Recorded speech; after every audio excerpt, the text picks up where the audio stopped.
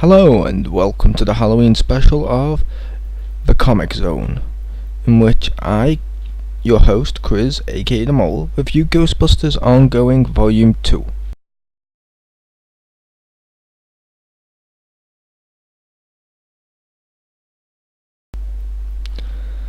Essentially, this is a trade paperback collecting issues 5 to, I want to say 8. 5 to 8. And basically I bought it through ComicZone, so I don't have the hard copy in my hand, but I will be showing some images during it. It's available to buy now. Check it out on ComicZone. But anyway, this is actually two stories unlike the previous one. The first story is about the Ghostbusters going to this fairground because they need to stop this ghost that's taken over and put like a wall of energy around it, and kind of cool. My notes for my comments or notes for the first one is, first of all, there was a clown there was a clown ghost at the beginning, well, a clown basically at the beginning. He wasn't a ghost, he was just a normal clown, and essentially he's talking to the kids, he's giving them gifts, and suddenly it's and he starts to just vomit ghosts. I think this page here, the blonde woman has my reaction when I saw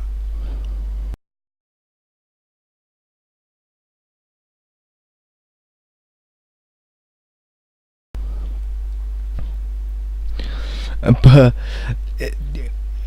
then we also have Kylie from Extreme Ghostbusters Debuts. That's kinda cool. Here she is in the comic.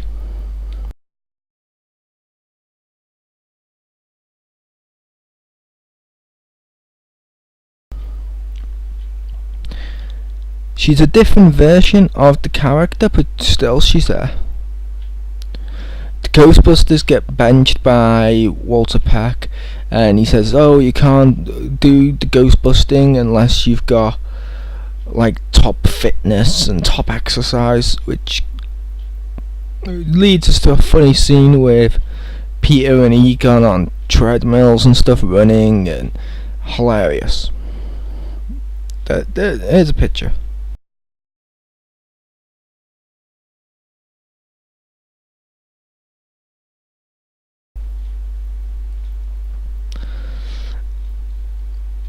And essentially we have the main ghost possesses Peter. Then inside Peter we have a conversation where he's sat down talking to the ghost, so it's like Peter and corrupted Peter talking like that. And when they're talking like that, Peter ends up bugging the holy crap out of him. Peter ends up annoying him to the point the ghost leaves his body, and then the other Ghostbusters instantly zap him and trap him. That was kind of cool. The second story collected here, which is just one issue, which is the last issue, is an Egon mystery.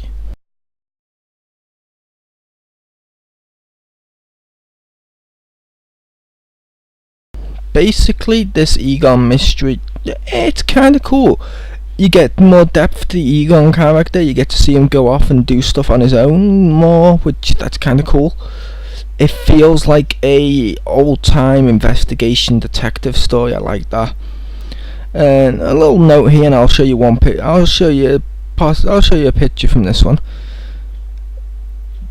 This is essentially Egon meeting Roger, a new character in it, Roger.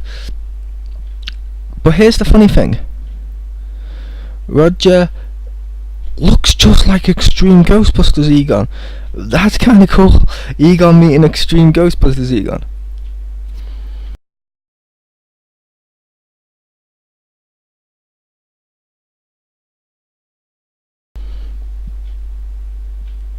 So my final thoughts now on this comic. It wasn't as good as the first one. However, I'm going to give it an 8.5.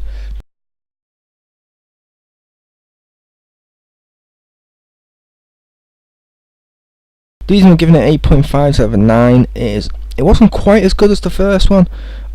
but it was still cool seeing these Ghostbusters, and they don't need Stay Puft, they don't need Slimer, they don't need the Gozer stuff. This is essentially what the comic should be, which is cool. The first one used for your heads up and all that. That's kind of cool. Like the first one, this actually, they do a nice thing here of essentially referencing a load of stuff to do with Ghostbusters. Like if you look during the panels, you'll see real Ghostbuster monsters, you'll see places, TV shows, SNES and Mega Drive monsters, all hidden away in like little backgrounds and stuff. That's kind of cool.